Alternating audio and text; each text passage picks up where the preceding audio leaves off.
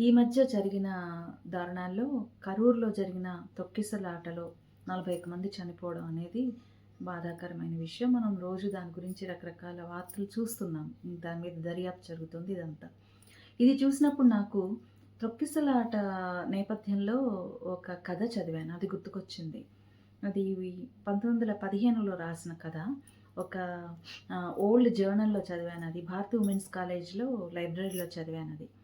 అదేంటంటే ఒక చిన్న పాప ఆత్మ హ్మ్.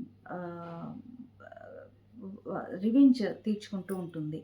ఒక గేట్ కీపర్, ఒక థియేటర్ గేట్ కీపర్ మీద రివెంజ్ తీర్చుకుంటుంది. చంపేస్తుంది. ఆ తర్వాత ఆ థియేటర్‌లో పనిచేసే ఒక సిబ్బంది టికెట్ సిబ్బంది మీద పగ తీర్చుకుంటుంది. ఆ సిబ్బంది మిస్టీరియస్ కారణాలతో చనిపోతాడు. వీళ్ళందరూ ఎందుకు చనిపోతున్నారు అని ఒక చిన్న ఇన్వెస్టిగేషన్ స్టార్ట్ చేసిన ఇన్స్‌పెక్టర్‌కి ఇది మామూలు మనుషులు చేసిన మర్డర్ అయితే కాదు. దీని వెనకాల ఒక సోల్ రివెంజ్ ఉంది అని అంటాడు. అందరూ ఎక్కిరిస్తారు అతన్ని. "నువ్వేమన్నా ఇన్స్‌పెక్టర్‌వా? లేకపోతే ఇదా అసలు ఇంత ఒక నార్మల్ మనిషిగా నువ్వు ఇలాంటివన్నీ కూడా నమ్ముతావా? నువ్వు పట్టుకోలేకపోతే పట్టుకోలేనని చెప్పు. అంతేగాని సోల్ ఆత్మ రివెంజ్ తీర్చుకుంది అది ఇది అని ఇలాంటి కహానీలన్నీ చెప్పకు" అని చెప్పి అతన్ని వాళ్ళ పై అధికారులు కేకలేస్తారు. డెడ్‌లైన్ పెడతారు. నువ్వు లెక్కపెట్టి 24 గంటల లోపల వీళ్ళెలా చనిపోయారనేది చెప్పి తీరాలి అని. అప్పుడు అతనికి అర్థమవుతుంది. అతనేం చేస్తాడంటే ఎక్కడైతే ఆ హత్యలు జరిగాయో ఆ ప్లేసుల్లో కూర్చొని హీ ప్రే యాక్చువల్లీ. సో, నేను ట్రూ క్రిస్టియనే కనుక అయితే నాకు ఈ ప్రశ్నకి సమాధానం దొరకాలి. నువ్వు ఒక ఆత్మవని తెలుసు. నీ ఆత్మని నేను గౌరవిస్తున్నాను. ఇది ఖచ్చితంగా ఒక ఆత్మ తీర్చుకున్న పగే అని నేను అనుకుంటున్నాను. నాకు నిజమేంటో నాకు బోధపరచు అని చెప్పి అతను ప్రే చేస్తాడు. ప్రే చేస్తే అప్పుడు ఒక చిన్న పిల్ల వచ్చి తన పాయింట్ ఆఫ్ వ్యూలో తను ఎన్ని కలలతో తను ఆ రోజు ఆ షోకి వెళ్ళింది. ఒక షో జరుగుతుంటుంది. ఇదేంటంటే ఒక ఒక హాల్‌లో చిన్న పిల్లల కోసం ఆహ్, మైమ్ ప్రదర్శన జరుగుతుంటుంది. మ్యాజిక్ షో అండ్ మైమ్ 2 చేస్తుంటారు. దానికి ఈ అమ్మాయి చాలా పేద పిల్ల యాక్చువల్లీ. సో, దానికి టికెట్ కొనుక్కొని వెళ్ళే తాహత కూడా తనకి లేదు.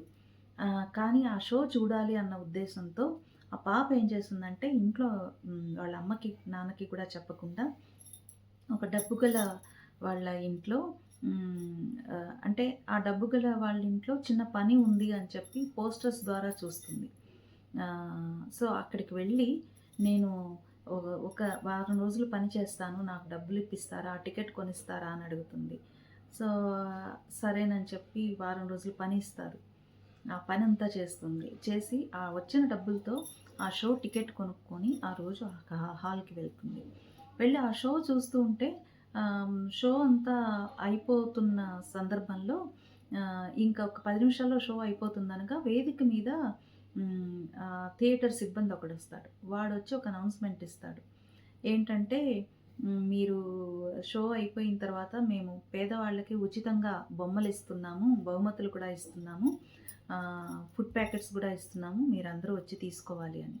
అనేసరికి ఈ అమ్మాయి ఎలాగైనా సరే అది చేజిక్కించుకోవాలి, అది తీసుకోవాలి అన్న దీంతో ముందుగా వెళ్ళి నిలబడుతుంది. ఆ గేటు అక్కడికి వెళ్ళాలంటే ఒక చిన్న గేటు. యాక్చువల్లీ అది పెద్ద గేటు. కానీ జనరల్‌గా పెద్ద గేట్‌లో ఒక మనిషి మాత్రమే వెళ్ళేలాగా ఇంకో చిన్న గేట్ ఉంటుంది గదా! గేటు లోపల గేటు. సో, ఆ గేట్ లోపల గేటును మాత్రమే తెరుస్తారనమాట. సో, అదెప్పుడు తెరుస్తారా అని చెప్పి ఆ చిన్న గేటు దగ్గరికి ఈ పాప వెళ్ళి నిలబడి ఉంటుంది ఎంతో ఆశగా. నిలబడి ఉంటే ఆ సిబ్బందొస్తాడు. ఈ అమ్మాయి ఎవరి మీదైతే పగ తీర్చుకుందో ఫస్ట్ టికెట్ కౌంటర్ దగ్గరున్న సిబ్బంది, ఆ తర్వాత గేట్ దగ్గరున్న సిబ్బంది. వాళ్ళిద్దరూ వస్తారు. వచ్చి ఈ అమ్మాయి బతిమిలాడుతుంది. "అన్నా, అన్నా నాకు నన్ను కొంచెం నేను ముందుగా వచ్చి నిలబడ్డాను. నాకు కొంచెం పంపించన్నా. నేనవి తీసుకొని నేను ఇంటికెళ్ళిపోవాలి. ఇంట్లో మా అమ్మ, నాన్న ఎదురు చూస్తుంటారు. నాకు వెళ్ళడానికి అక్కడికి వచ్చిన కిడ్స్‌లో చాలామంది రిచ్ కిడ్స్ ఉంటారు. వాళ్ళందరికీ ఏంటంటే వెహికల్స్ ఏవో ఒకటుంటాయి. ఈ పాపకేమీ ఉండదు. ఈ పాప 2 మైళ్ళు నడిచి ఇంటికెళ్ళాలి. సో, కేవలం ఈ మ్యాజిక్ షో మీద ఉన్న ఒక ప్రేమతో, అది చూడాలన్న కుతూహలంతో ఆ అమ్మాయి ఎంతో అడ్వెంచర్ అని చెప్పాలి ఆ అమ్మాయి లైఫ్‌లో ఇది. సో, నేను వెళ్ళిపోవాలన్నా అనంటే వాళ్ళసలు వదలరు ఈ అమ్మాయిని. అక్కడే ఉండు, అక్కడే ఉండు అని జెప్తారు. చెప్పు పక్కకెళ్ళిపో అని చెప్పి పక్కకు తోసేస్తారు. ఈలోపు చాలామంది పిల్లలొస్తారు. ఆ పిల్లలొచ్చి అరుస్తూ ఉంటారు. గేట్ తీయండి, గేట్ తీయండి అంటే ఎంతమంది పిల్లలు జమ అయితే వాళ్ళెందుకు గేట్ తీయరు అనంటే ఇదంతా ఏర్పాటు చేసింది ఒక బాగా డబ్బు గల ఒక రిచ్ కిడ్ అనమాట. సో, ఆ రిచ్ కిడ్ ఈ పూర్ కిడ్స్‌కి ఏదో హెల్ప్ చేస్తున్నట్టుగా ఫోటోలు తీసి, ఆ ఫోటోలు న్యూస్ పేపర్‌లోను అప్పటి జర్నల్స్‌లోను వెయ్యాలి అన్న దీంతో ఎంతమంది ఆహ్, అక్కడ గుమిగూడితే వాళ్ళకంత బావుంటుంది ఆ ఫోటో తీయడానికి అని చెప్పి ఆహ్, వీళ్ళిద్దరూ కూడా గేట్ తీయరు ఒక పట్టాన. ఇంకా రాని, ఇంకా రాని, ఇంకా రాని అని గేట్ దగ్గర అలాగే గొళ్ళెం వేసి పెడతారు.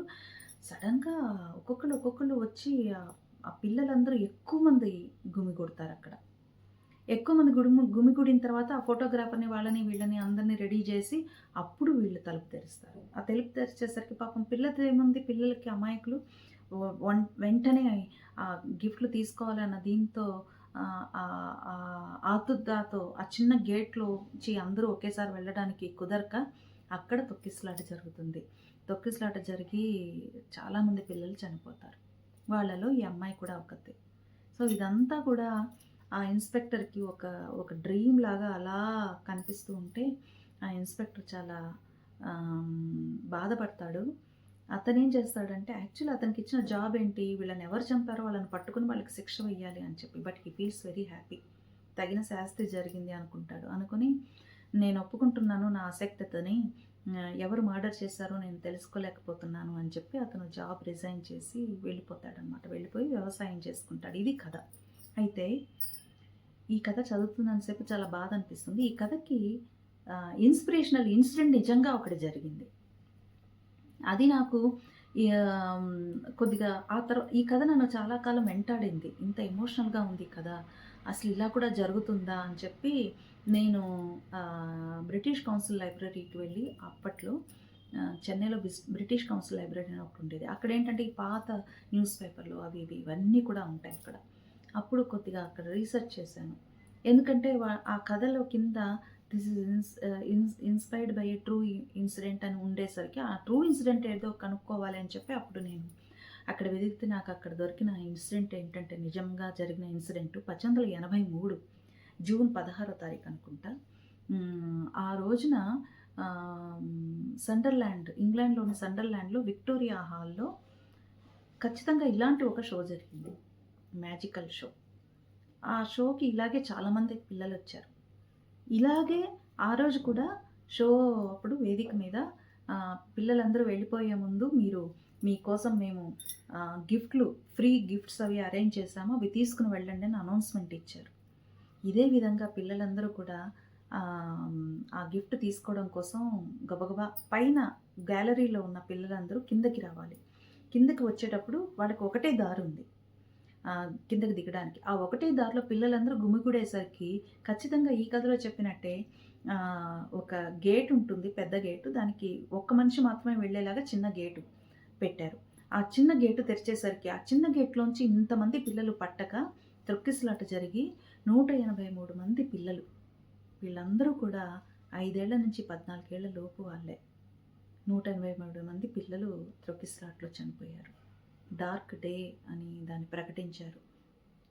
మీరెందుకయ్యా పెద్ద గేట్ తెరవలేదు అంటే దానికి ఆ గేట్ కీపర్ టికెట్ చెక్ చేసేవాడు చెప్పాడు. కాదు, మేము టికెట్ ఉన్న వాళ్ళకే ఈ ఫ్రీ టాయ్స్ ఇవ్వాలని అనుకున్నాము.